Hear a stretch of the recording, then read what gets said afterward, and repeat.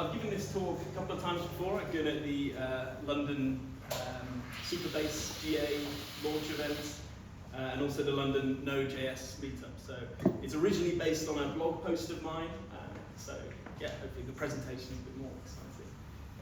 Quick one about who am I? So my name's Oscar, I'm 27, and I live in the beautiful city of Riga. I'm a co-founder of a company called Quantivist, and we're building safety intelligence for complex environments. We're currently partnered with Dubai's largest building contractor, and we're helping them reduce accidents on their work site using security surveillance and AI. So that's cool. And I was previously a tech lead at Hertility, which is a London-based startup, so I was heavily involved in building logic for period tracking apps, which was an interesting challenge in itself. I'm originally an industrial controls engineer, so that's where I started, and then I went towards more of the software direction, so from the robots to the digital world, if you will. And I also contracted in Antarctica, so I was there for 3 months at the start of last year. I was helping write code for remote weather stations that are currently out on the plateau, and I've just been working all year and helping clueless scientists put together some experiments that they've only gotten working in the lab, which is quite interesting. And off the back of that, I think, unconfirmed, that I'm the first person to have deployed a Node.js app in Antarctica. As I said, this is unconfirmed, so I'm going to keep saying it until somebody tells me otherwise. And I have a cat called Flo, who I found in a river in Ardèche. Anyway, a native app is no more secure than a web front end. Now, this might seem simple to most, quite straightforward, but the reason I say this is during the first AI app boom of 22, we had a lot of people who were scrambling to make AI apps using the freshly baked ChatGPT API. And in this, there were a lot of newbies who probably never had exposure to apps development, web development at all. And as a result, private keys ended up on people's devices, like you see here. And this is simply because people didn't really understand how these apps work, this front-end, back-end divide, and what code is going to be executed on your server and what's going to be sent to the user. And just because it's in an APK, it doesn't make it any less secure than, say, a web page that you're serving to the user. So let me remind you just about the structure of a full-stack application, just to freshen the knowledge. So you've got the clients, right? This is the code that's executed on people's devices. You've got like a web app or a native app, and you've also got an API layer. So this is the part of the backend which is exposed to the internet. So the clients communicate with the API layer via various communication protocols, HTTP, WebSockets, MQTT, whatever. And then the API layer can then communicate with other backend services, be it a database, external API, things like this. And the point of this is that the backend is a black box. You're not seeing what's going on. You have no idea what happens past the API layer. And you secure this by having a virtual network, maybe API keys if you're interfacing with external APIs, but yeah, it's a black box. But the front end, this is the insecure part, right? This is inherently insecure. It has to be insecure because you're going to have to access it. Your app needs to connect to the internet somehow, and do that through the APIs. But we try and make it more secure using things such as JWT tokens, session, and auth credentials. So the talk today, this is what we're going to do. We're going to target these requests, and I'm going to show you a bit more about that. So this is the setup of today. So just to put this into perspective of a home network. Okay, so you've got a native app that's requesting a website, ss.lv. It wants to access that, and it asks DNS. It's like, what's the IP address of this? DNS tells them, oh, this is the IP address. It then goes to the Wi-Fi router. Hey, can I have the web page associated with this IP address? The Wi-Fi router's like, nope, doesn't exist on this network. Goes to the internet, sends it back, serves you the page. That's the basic overview of how a request works. And what we're going to do is we're going to put a man-in-the-middle device inside this stream of requests. And what this is going to do is it's going to allow us to look at all of the payloads that are going through this device to the internet, which is really cool. And in order to do this, we need to have a proxied man-in-the-middle connection on the device. The device itself needs to be manipulated in order to pass the requests through this proxy, which is just reading all of the requests. So the app that we're targeting, that I was keen to look at, is BeReal. So do we all know what BeReal is? If you don't know what it is, it's a social media app, and the idea is that everyone is told at the same time that they need to take a picture. Everyone in the whole country is said, okay, it's time to be real. And then everyone has to snap a picture of what they're doing, and then everyone sees it. And the whole idea is you can't select images from your camera roll, you can't do any of that. It has to be real and in the moment, which is kind of why I was especially interested to look into this app and find a way to make BeReal fake. So I plugged in the system, and I was having a listen, playing around with the app, seeing what was going on, and I found there's three main endpoints that were communicated with on the app, that it was talking via the internet. And the first one is the Firebase Google APIs. This is a beaming flag that's using Firebase, at least for file uploads. I'm sure you're familiar with Firebase a little bit. And the second endpoint was this cloudfunctions.net, which, if you know Firebase, this is also a domain which is owned by Google, which is used for cloud functions, Firebase cloud functions. And this is used to create, delete posts, set captions, send reactions, and all that. And the third and final one, this mobile.bereal.com, this was used really frequently. This was constantly being pinged. This is getting a friend's post, getting your feed, polling the latest information. So my initial thought was this was some kind of cached layer, so they could make cheap requests, because I know Firebase cloud functions can get quite expensive, high latency, so maybe they've got a layer that they can just ping as they want. So to show this endpoint, just for an example, this is the one that was pinged the most, mobile.bereal.com, feeds friends. And what this does is it returns the JSON. So I copied it over into Postman, copied the whole request, and pinged it myself, and lo and behold, it returns the JSON of the whole friends feed, which is expected. You know, I can see all my friends' posts, URLs to their pictures, their geolocation, things like this.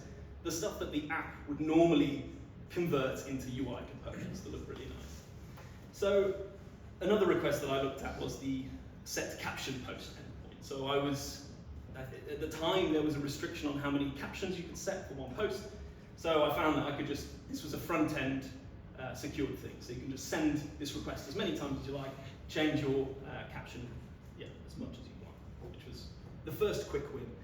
But the real goal of this was to put custom image uploads. That was the real goal of doing this whole BeReal thing. It's an image sharing app. So this is the main aim of it. And the problem with this, though, is, as I explained before, only one image can be uploaded every single day. So it makes this a bit difficult to test, because when you're doing these kind of tests, you want to make this request multiple times.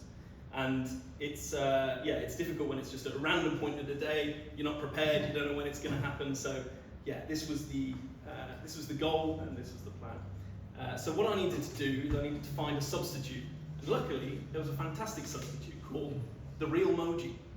So what the Realmoji is, it's basically an emoji, but it's you, basically. And you can upload a picture of your face as a reaction to someone's post. Very novel concept, I know. So what I did is I found a random friend's post, and I was just sending loads of Realmojis on that post, just to see what was going on, understand the request. And I've broken it down into these requests. So the first request that's made is a post request made to the Firebase storage endpoint. So this initiates the upload request, pretty standard for file uploads. And then the second request is a put request made to a slightly different endpoint with the upload ID, which was returned first. So this is the data of the image that you're uploading. And the third and final request was a post request sent to the Cloud Functions endpoint, and this contained a JSON of the data that you wanted to set, which is what the Realmoji is, where's this file located, who's the person that you're sending this to, any context relating to the image that you just uploaded. So a total of 3 requests are required to send a single Realmoji reaction, which is quite interesting. So if we look at a little swim lane diagram of what I've explained, you can see request 1, request 2, and finally request 3 to send the Realmoji. So what I wanted to do is intercept this, the put request, which sends the file data. So this being the goal, I went through the process and I paused this put request, saw it come through, I paused it, and then I opened it up and I saw the payload, and then I replaced this payload with my custom payload, an image that I wanted to upload. So I put that in, continued the request, and it didn't work. And it was really annoying at first, but what was really helpful is it told me exactly why it wouldn't work. It says, cannot finalize upload, current size is 616334, expected final size of 45243, which is really helpful, actually, because it's telling me exactly what it needs. And the good thing is that it hasn't made this number up about how big my image is. It knows how big my image is. I've told it this at some point. So all I needed to do was Control F and look at this 45243 and find where this was actually being set. And in fact, it was being set on the first request, which I should have known. So the first request not only initiates the upload, but it also tells it how big the upload is going to be, so they can allocate the space and approve or deny this upload request. So this all makes sense. So what I did is I paused this first request as well, stopped it in its tracks, 616334. I replaced this xgoo uploaded content length header. So this now tells the server that, okay, the next request is going to be this size. So expect this size, receive this upload, and everything should be good.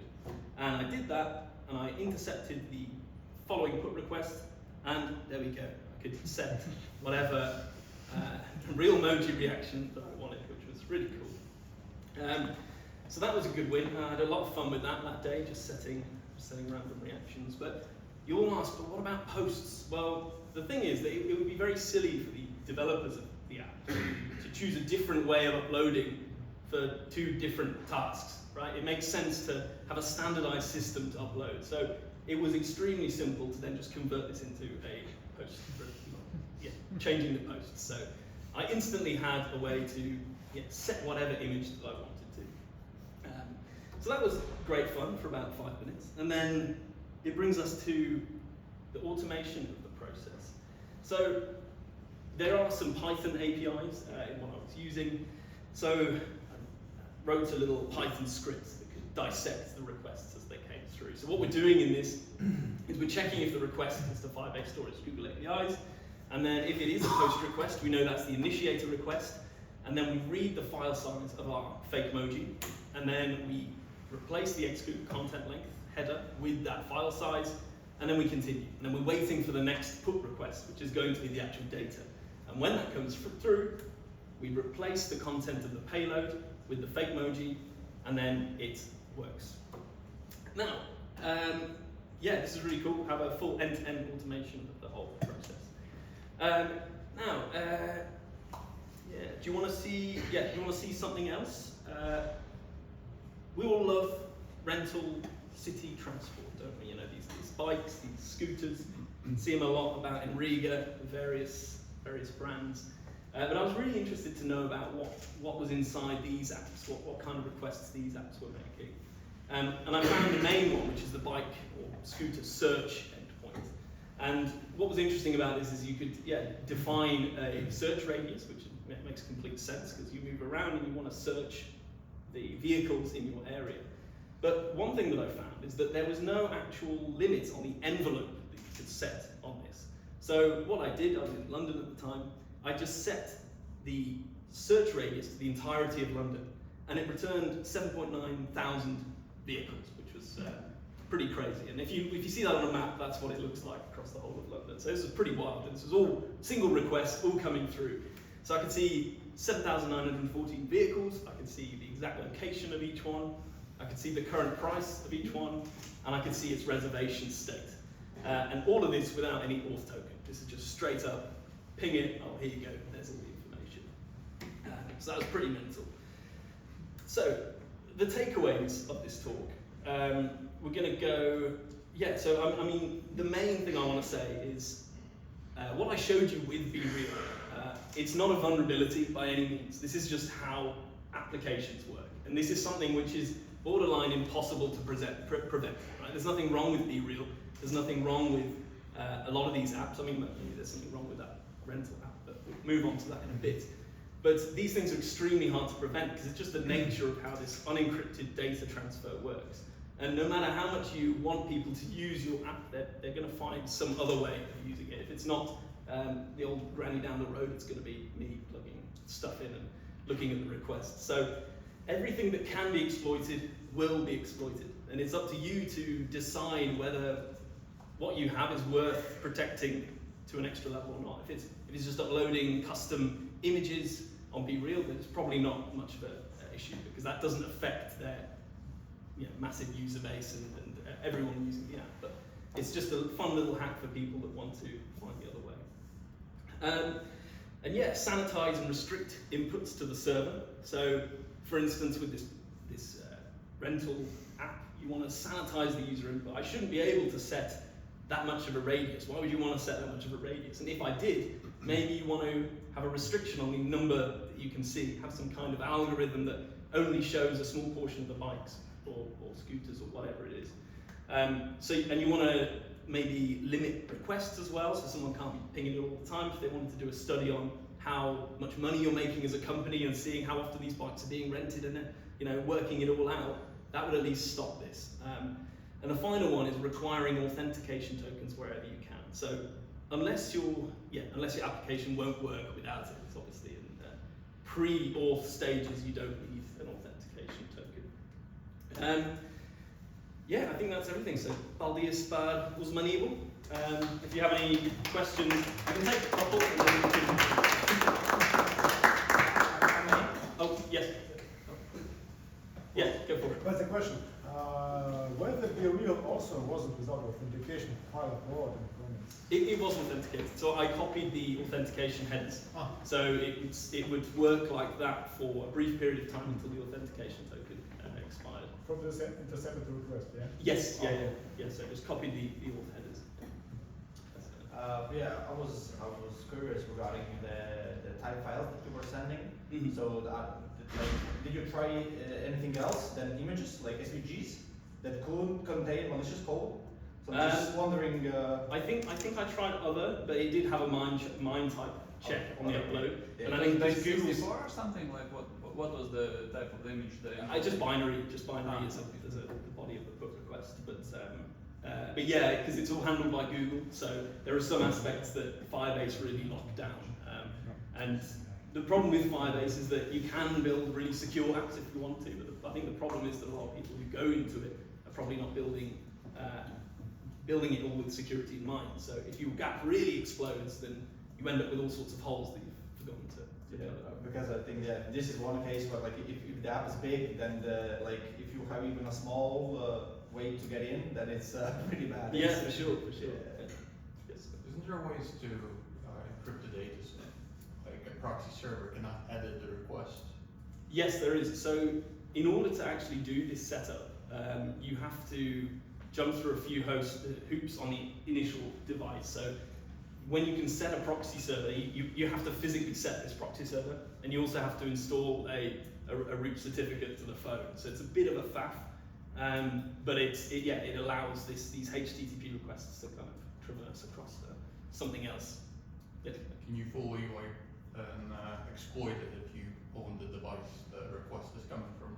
If you what, sorry? If you fully own the device the request is coming from? Yeah. It's not something you could easily do on someone else's. And like when you're, and you see little things wrong with certain assets loading on certain sites. So yeah, it's a bit of a faff, but it's more sort of like a demonstration. And some apps also do this SSL pinning, which is where they will pin down to a specific SSL server or root. So it'll prevent you from going by this method. But then you can also remove the SSL pinning from the app quite easily. So they're always trying to put things up, but there's always a way to look at the requests. They don't want you seeing the requests, but there's always a way to look at them. Have you tried any other targets that maybe you did not succeed, or the goal was not reached? I can't think off the top of my head, but it's you got to be careful in this territory, because it's if you do step on something that is actually a full-on vulnerability, then it gets a bit of a problem.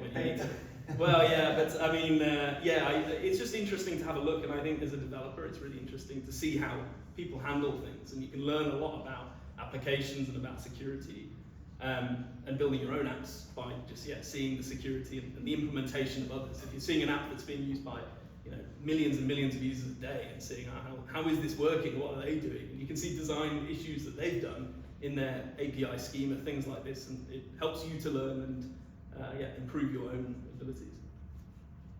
Yeah, from my standpoint, like looking at these two applications, their vulnerabilities, it looks like the proper server code validation would solve this issue. Do you see any other ways of tackling these problems for the developers not to make the same mistakes?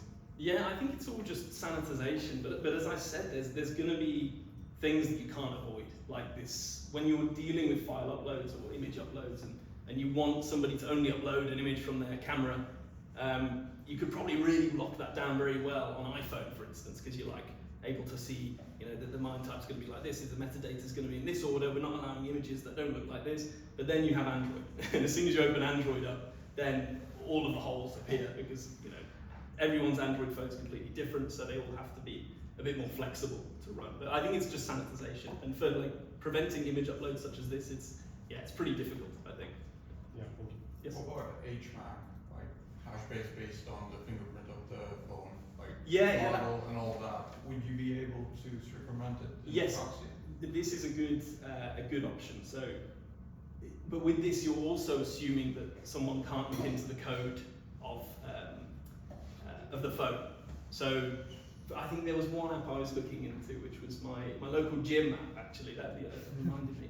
So I wanted to make bookings for classes, but I was never early enough, so I wanted to automate the process of making these class bookings. And I was looking through the requests, and the problem was that there was some JWT token that was being sent from the first request pre-login, and I had no idea what this was, so I had to actually just decompile the app to see the Java, and I found a really cryptic function that was creating this signed request by a really specific password on the device.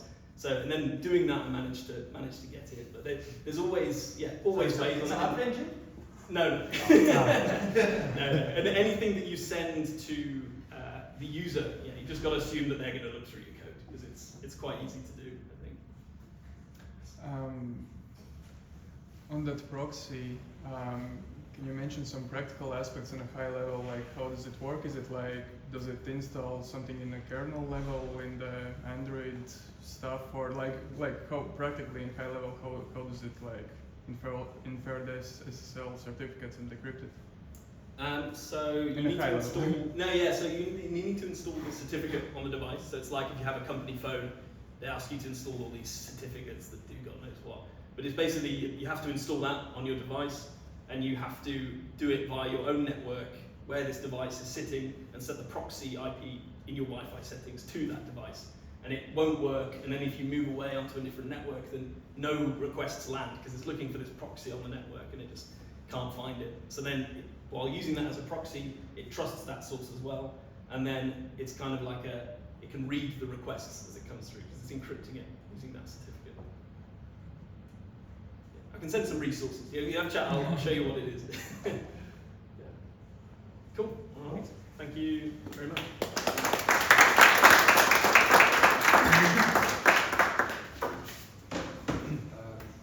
I'll talk for a bit more before I'll let you go fully. But awesome. Thank you so much, Oscar and Carlos. Thank you all of you for showing up today. It's been cozy in here. We're not sure yet if we're going to continue within this place or go back to the big house there. Time will tell. But still, thank you to Startup House as well for giving us this space. Thank you to Automatics, that's the company that I work for giving me money to do this to some extent. And yeah, again, thank you to all of you, Haralds, Oscars. Thanks, and more beer, snacks, please drink until there's no more, because otherwise I'll have to do that. Health is a real thing. So, but otherwise, if you was it not showing all this time? Yes. And no one told me. But there's a few QR codes that you can scan right here. this works. The TV might be off. Let's see. Anyways, the QR codes are, first of all, if you want to speak at one of the following meetups. Without speakers, there's really no meetup, except if you do a happy hour, but you know, that's how many happy hours can you do. Again, the QR code for WhatsApp, if you didn't manage to snag that beforehand, and a QR code for what can we do better, and that's mostly for feedback for us. We really try to improve every event. Yeah, here they are. And yeah, just let us know if you think we could do something better, please. Cool, thanks.